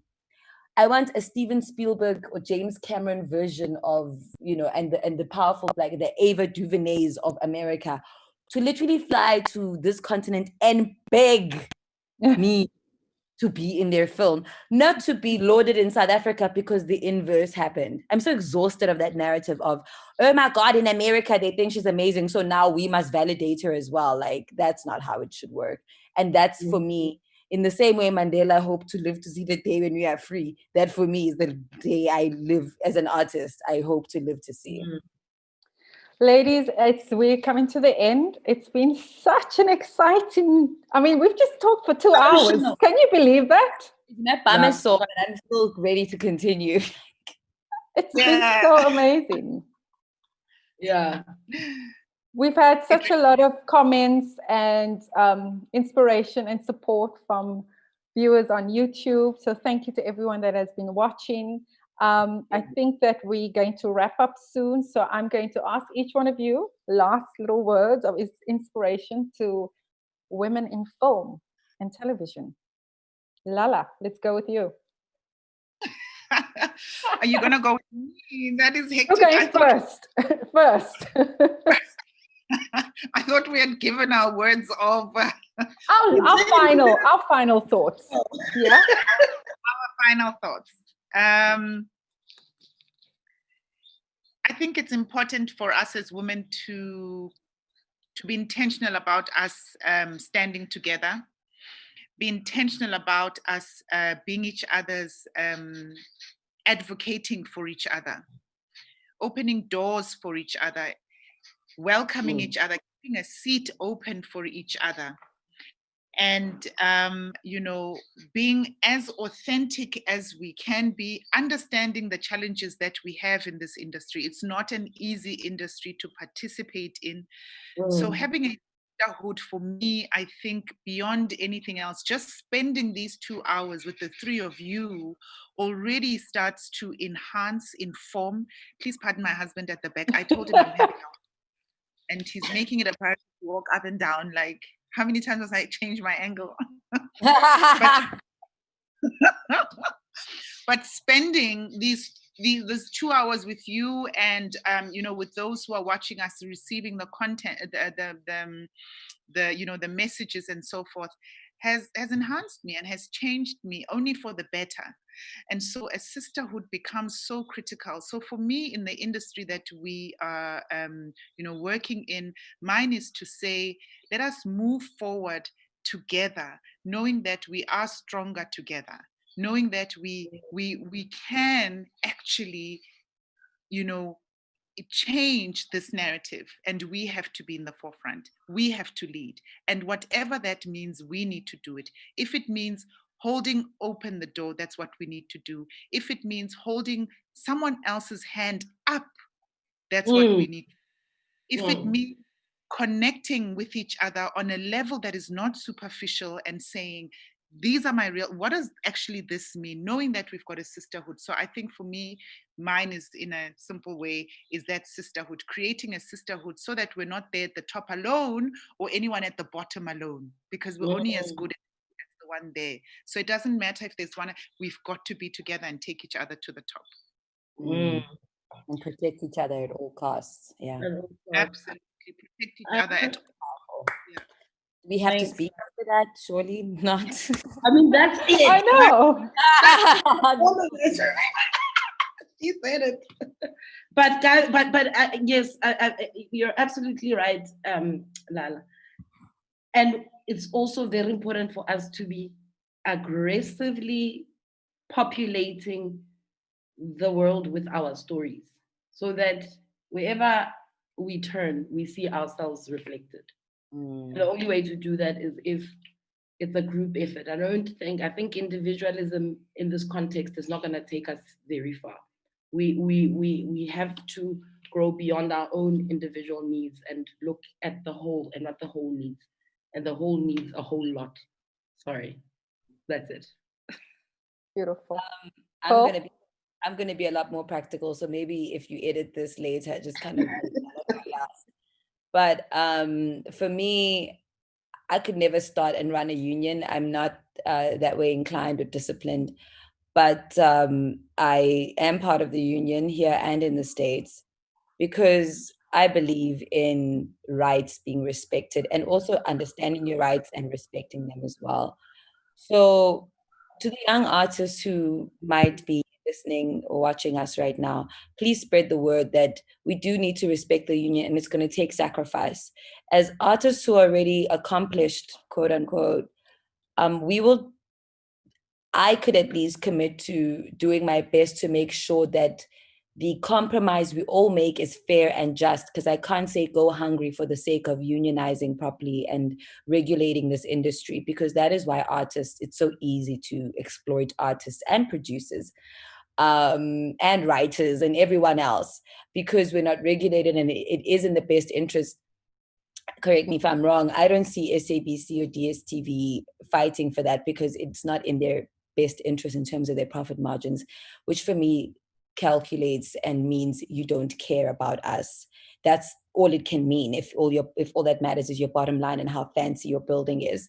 So you care about your making your stuff, but they don't care about us, guys. So we have to fight because there's no other way to make this happen and make it fair, equal, and just for everyone else. So until we are ready to stand up and fight and support each other when the repercussions come our way, the change won't be there. So join the union. I don't know if the union has to do something powerful that convinces people to join it first, or if it's going to take people joining it to make the union powerful. And that's what's going to make the big difference.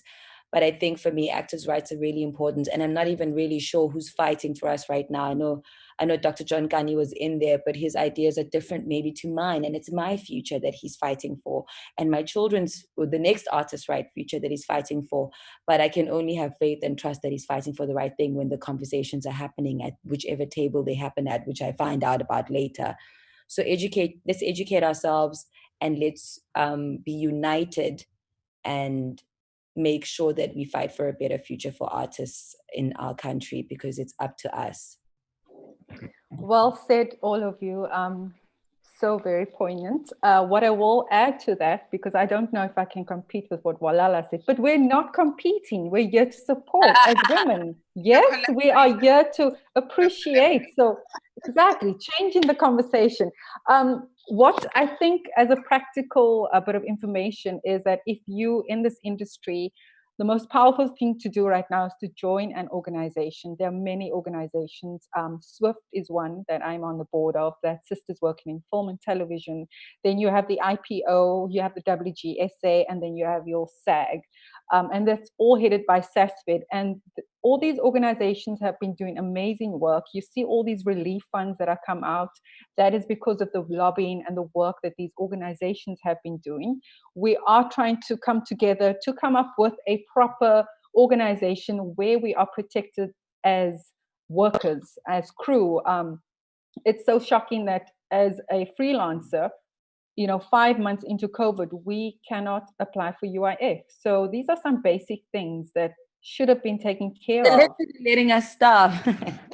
Well, we can't, we get taxed 25%, yet we can't apply for UIF, and there's no real relief other than the one that Netflix has come out with, NFEF has come out with. There are some other organizations as well, and forgive me. But again, you can get this kind of information if you join an organization and you're connected into that. I think the most important thing is we should be proud that we are paving the way for our daughters. I have a lovely young daughter, and my hope and dream is that one day she doesn't have to have the challenges that I am currently facing, but to really break that ceiling and make it a lot easier for her and my nieces. And that's the most I hope for. Thank you, man. Thank you so much. Thank you so much. What a lovely talk. I really appreciate, and thank you to everyone that was watching. You can still get this online. We'll post the link and you can actually catch up on that. Thank you so much, guys. If you have a conversation about unionizing and all that, please send me the link so I can watch. Thank you so much. Definitely.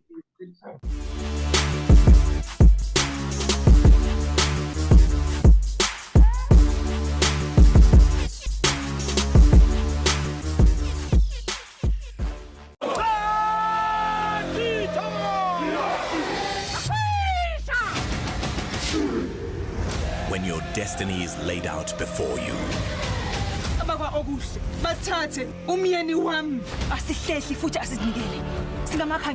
you have to fulfill it. A prophecy will challenge a young prince to fight for his life and his love. Ifalake. This is a game. Sonke sihlayela ukuphumelela. But idestiny ngeke izwe ngawe. Because in life ifana nama-dice.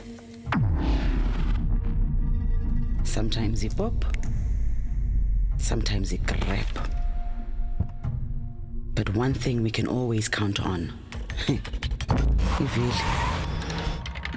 liyajika.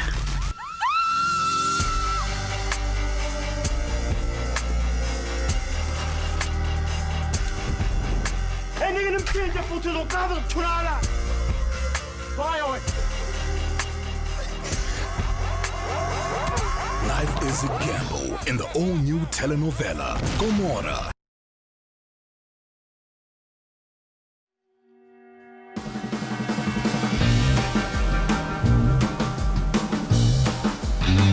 I want an arrangement. Wouldn't have to go through such crap just to get a guy. The right car, apartment, yoga. You'd rather have a computer tell you who to date than a human. You know my Uncle Madhu, so he has a friend who has a nephew. Hello, auntie. Hello, auntie. Hello, auntie. Whiskey all round. Water with mine. Oh, you drink? No, uncle. My mother said that whiskey, honey, and ginger is good for my Pepper cough. spray on an Indian guy. Just makes him hungry. Dreams have a funny way of becoming real. And that's when you grab them. Never let them go. Is it difficult to serve? Look, if I can do it, you can.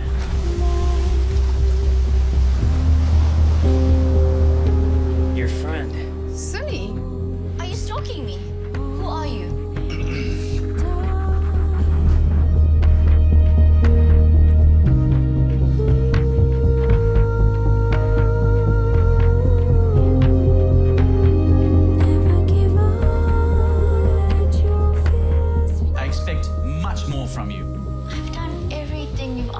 me, Dad. All for you.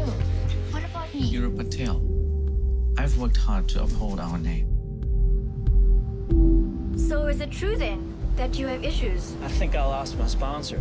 I don't like you going there anymore. What are you doing here? I'm running away.